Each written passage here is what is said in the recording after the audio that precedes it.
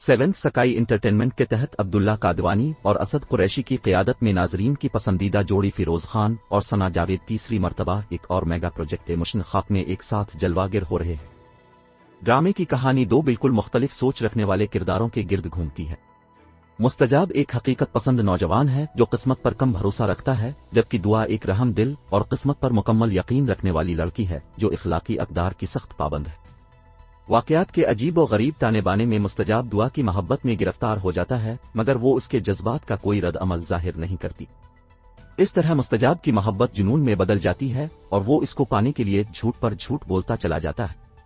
سوال یہ پیدا ہوتا ہے کہ کیا دعا مستجاب کی حقیقت کو جان پائے گی، کیا مستجاب دعا کے خدا کی مرضی پر پختہ یقین کو قبول کر لے گا؟ عقیدے، محبت اور فریب کے جال پر مبنی یہ مشتن خاک کی مصنفہ ماہا ملک ہے، ہدایت کار احسن تالش ہے اور اسے نامور پروڈیوسرز عبداللہ قادوانی اور اسد قریشی نے پروڈیوس کیا ہے۔